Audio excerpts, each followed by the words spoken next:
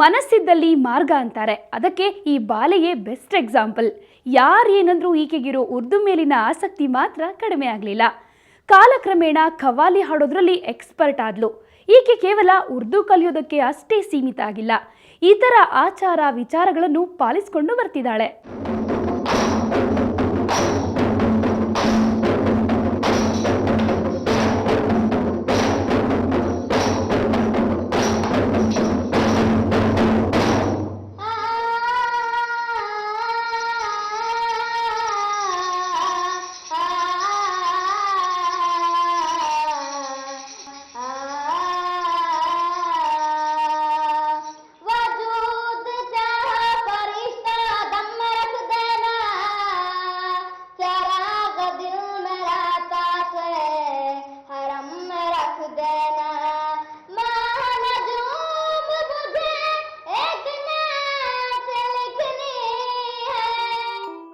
ಮಕ್ಕಳ ಮನಸ್ಸು ಬಲು ಸೂಕ್ಷ್ಮ ನೋಡಿ. ಇವಳ ಉರ್ದು ಪ್ರೇಮ ಇಷ್ಟಕ್ಕೆ ಸೀಮಿತವಾಗಿರದೆ ತನ್ನ ಜೊತೆಗಾರ ಮಕ್ಕಳನ್ನ ಆಗಾಗ ಅನುಕರಿಸ್ತಾಳೆ. ಮುಸ್ಲಿಂ ಮಕ್ಕಳು ರಂಜಾನ್ ಸಂದರ್ಭದಲ್ಲಿ ಉಪವಾಸ ಇರುವಾಗ ತನ್ನ ಸಹಪಾಠಿಗಳನ್ನ ಬಿಟ್ಟು ಒಂಟಿಯಾಗಿ ಊಟ ಮಾಡೋದಕ್ಕೆ ಮನಸ್ಸಿಲ್ಲದ ಸಹೃದಯಿ ಈ ವರ್ಷಿಣಿ. ಮಕ್ಕಳು ಸಹ ಆಕಿನ ಜೊತೆ ಎಲ್ಲರೂ ಸಹಜವಾಗಿ ಚೆನ್ನಾಗಿ ಬೆರ್ತಿರ್ತಾರ. ಆಕಿ ಮಾತಾಡ್ಬೇಕಂದ್ರೆ ಕನ್ನಡ ಒಟ್ಟು ಮರ್ತೋದಂಗೆ ಆಗ್ಬಿಟ್ಟೈತ್ರಿ. ಆಕಿಗೆ ಅಷ್ಟು ಪರ್ಫೆಕ್ಟ್ ಆಗಿ ಉರ್ದುನೇ ಮಾತಾಡ್ತಾಳ. ಆಮೇಲೆ ಅವ್ರ ಜೊತೆ ಮನೇಲಿ ಏನಿರ್ಬೇಕೋ ನಮ್ಮ ಥರನೇ ಇರ್ತಾಳೆ. ಯಾವ ಧರ್ಮ ಆಚರಣೆ ಮಾಡ್ತೀವಿ ಅದೇ ಥರ ಇರ್ತಾಳ. ಆದರೆ ಅವ್ರ ಜೊತೆ ಹೋದಾಗ ಅವ್ರು ಏನೇನು ಮಾಡ್ತಾರೆ ಅದನ್ನೆಲ್ಲದ್ರ ಬಗ್ಗೆನೂ ಇಂಟ್ರೆಸ್ಟಿಂದ ಮಾಡ್ತಾಳೆ. ಆಮೇಲೆ ಈಗ 2 ವರ್ಷದಿಂದ ಅವಳು ರೋಜಾ ಸಹ ಮಾಡ್ತಾಳ್ರಿ ಇವಾಗ.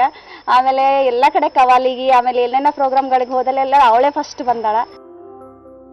ಇನ್ನೂ ವಿಶೇಷ ಅಂದ್ರೆ ವರ್ಷಿಣಿಯ ಉರ್ದು ಆಸಕ್ತಿಗೆ ಈಕೆಯ ಪಾಲಕರೇ ಸ್ವತಃ ಉತ್ತೇಜನ ನೀಡಿದ್ದು. ಭಾಷೆ ಯಾವುದಾದ್ರೇನು ಕಲಿಯೋದು ಮುಖ್ಯ ಅಂದ್ಕೊಂಡ ಪಾಲಕರು ವರ್ಷಿಣಿಗೆ ಉರ್ದು ಮಾಧ್ಯಮದಲ್ಲಿಯೇ ಶಿಕ್ಷಣ ಕೊಡಿಸ್ತಿದ್ದಾರೆ.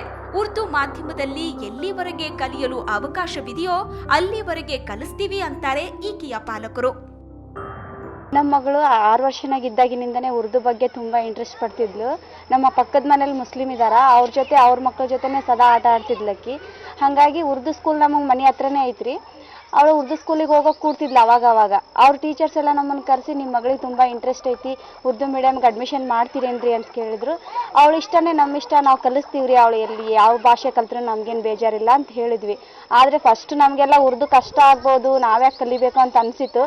ಆದರೆ ಅವಳು ಎಲ್ಲ ರೀತಿಯಲ್ಲೂ ಫಸ್ಟ್ ಬರೋದ್ರಿಂದಾಗಿ ಓದ್ಲಿ ಬಿಡುವ, ಚೆನ್ನಾಗಿ ಓದ್ತಾಳಲ್ಲ, ಯಾವ ಭಾಷೆ ಕಲ್ತ್ರೂ ಏನು ತೊಂದರೆ ಇಲ್ಲ, ಒಟ್ಟು ಕಲೀಲಿ, ಎಲ್ಲದರಲ್ಲೂ ಮುಂದೆ ಬರ್ತಾ ಅಂತಂದ್ಮೇಲೆ ಆಕೆಗೆ ನಾವು ಪ್ರೋತ್ಸಾಹ ಕೊಡ್ಬೇಕಂತೇಳಿ ನಾವು ಎಲ್ಲ ವಿಷಯದಲ್ಲೂ ಅವಳಿಗೆ ಪ್ರೋತ್ಸಾಹ ಕೊಡ್ತೀವಿ. ಶಾಲೆಯಲ್ಲಿ ಎಷ್ಟೇ ಉರ್ದು ಕಲಿತ್ರೂ ಮುಸ್ಲಿಂ ಮಕ್ಕಳೊಂದಿಗೆ ಬೆರೆತ್ರೂ ಮನೆಯಲ್ಲಿ ಹಿಂದೂ ಸಂಪ್ರದಾಯವನ್ನ ಚಾಚೂ ತಪ್ಪದೆ ಪಾಲಿಸ್ತಾಳೆ ವರ್ಷಿಣಿ. ಅವಳ ಕಲಿಕೆಯ ಮಾಧ್ಯಮ ಉರ್ದು ಆದ್ರೂ ಮಾತೃಭಾಷೆ ಕನ್ನಡವನ್ನ ಮರ್ತಿಲ್ಲ ಈ ಪೋರಿ. ಧರ್ಮ ಮತ್ತು ಭಾಷೆಯ ಹೆಸರಿನಲ್ಲಿ ನಿತ್ಯ ಕಿತ್ತಾಡೋ ಜನ ಹೆಚ್ಚುತ್ತಾ ಇರುವಾಗ ಹಿಂದೂ ಕುಟುಂಬದ ಬಾಲಕಿಯನ್ನ ಉರ್ದು ಮಾಧ್ಯಮದ ಶಾಲೆಯಲ್ಲಿ ಓದಿಸ್ತಾ ಇರೋ ವರ್ಷಿಣಿಯ ಪಾಲಕರ ದಿಟ್ಟ ನಿಲುವು ಶ್ಲಾಘನಾರ್ಹ. ಈಕೆ ಉರ್ದು ಜೊತೆ ಕನ್ನಡತನವನ್ನ ಉಳಿಸ್ಕೊಂಡು ಬೆಳೆಸ್ಕೊಂಡು ಹೋಗ್ತಿರೋದು ಮಾದರಿಯೇ ಸರಿ. ಕವಾಲೆ ಆಡ್ತಾಳ, ಮತ್ತೆ ಏನೇನೋ ಉರ್ದು ಭಾಷೆದಲ್ಲಿ ಫಂಕ್ಷನ್ ಎಲ್ಲಾನು ಕರೆಸ್ತಿದ್ದಾರೆ. ಮೊನ್ನೆ CM ಇಬ್ರಾಹಿಂ ಬಂದು ಗುಲ್ಬರ್ಗಲಿಂದ, ಆ ಟೈಮ್ನಾಗ ಯಾವುದು ಈದ್ ಮೇಲದ ಟೈಮ್ನಾಗೆ ಅವ್ರು ಬಂದು ಸಹ ಅವ್ರು ನೋಡಿದ್ರೆ ಭಾಳ ಪ್ರೋತ್ಸಾಹ ಕೊಟ್ಟರು. ಅವ್ರನ್ನು ಹುಡುಗಿ ಚೆನ್ನಾಗಿದೆ, ಎಲ್ಲಿ ತನಕ ಓದ್ತಾಳೆ, ಅವಳಿಗೆ ನಾವು ಸಹಾಯ ಮಾಡ್ತೀವಿ ಅಂತ ಹೇಳಿದ್ರು. ನಮ್ಗೆ ಅಷ್ಟು ಸಂತೋಷ ಆಗುತ್ತೆ. ನಮ್ಮ ಮನೆಯಲ್ಲೇ ನಮ್ಮ ಹಿಂದೂ ಧರ್ಮದಾಗೆ ಈ ಕಾಲದಲ್ಲಿ ಯಾರು ಓದೋದಲ್ಲ. ಅದರ್ ಭಾಷೆ ಅಂದರೆ ಇದು ಇಂಗ್ಲೀಷೇ ಜಾಸ್ತಿ ಸ್ಟಡಿ ಮಾಡೋರು. ಅಂಥದ್ರಲ್ಲಿ ನಮ್ಮ ಮನೆಯಲ್ಲಿ ಹುಡುಗಿ ಓದ್ತೀನಿ ಅಂತಂದ್ರೆ ನಮ್ಗೆ ಭಾಳ ಖುಷಿಯಾಗಿದೆ. ಇದೇ ರೀತಿ ಚಿಕ್ಕ ವಯಸ್ಸಿನಲ್ಲೇ ಅಪಾರ ಪ್ರತಿಭೆ ಸಂಪಾದಿಸಿದ ಮಕ್ಕಳು ನಮ್ಮ ನಡುವೆ ಇದ್ದಾರೆ. ಕ್ರೀಡೆಯಲ್ಲಿ, ಸಂಗೀತದಲ್ಲಿ, ಗಣಿತ, ವಿಜ್ಞಾನದಲ್ಲಿ ಚಿಕ್ಕ ವಯಸ್ಸಿನಲ್ಲೇ ಪ್ರತಿಭೆ ಪ್ರದರ್ಶಿಸಿ ಎಲ್ಲರ ಮೆಚ್ಚುಗೆ ಪಡಿತಾರೆ. ಸತತ ತರಬೇತಿಯಿಂದ ಎಲ್ಲ ಮಕ್ಕಳು ಈ ರೀತಿ ಬುದ್ಧಿಮಟ್ಟವನ್ನ ವೃದ್ಧಿಸ್ಕೊಳ್ಬಹುದು. ಕ್ಲಾಸ್ಗೆ ಫಸ್ಟ್ ಬರ್ಬೋದು. ವರ್ಷಿಣಿಯಂತೆ ಆಸಕ್ತಿ ವಹಿಸಿ ಕಲಿತ್ರೆ ಉರ್ದು ಅಷ್ಟೇ ಅಲ್ಲ, ಅನ್ಯ ಭಾಷೆಗಳನ್ನ ಕಲಿಯೋದು ನೀರು ಕುಡಿದಷ್ಟೇ ಸುಲಭ.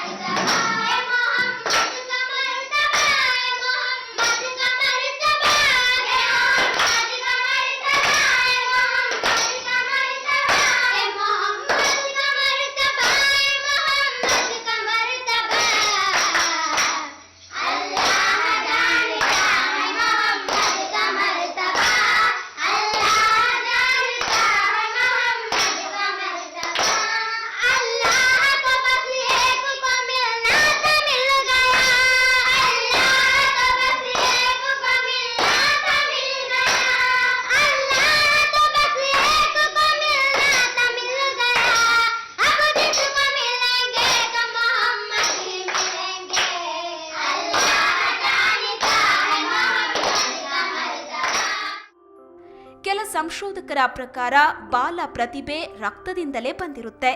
ಆ ಮಕ್ಕಳು ತಮ್ಮನ್ನ ತಾವು ತೊಡಗಿಸಿಕೊಳ್ಳೋ ಶಕ್ತಿಯುತ ಭಾವನಾತ್ಮಕ ಚಟುವಟಿಕೆಗಳ ಜೊತೆಗೆ ವೈಯಕ್ತಿಕ ಸ್ವಭಾವದಿಂದ ಸ್ಮರಣ ಶಕ್ತಿ ವೃದ್ಧಿಯಾಗುತ್ತೆ. ಮಕ್ಕಳನ್ನ ಮುನ್ನಡೆಸುವಲ್ಲಿ ಪೋಷಕರ ಮತ್ತು ಅಧ್ಯಾಪಕರ ಪಾತ್ರ ಮಹತ್ವದ್ದು.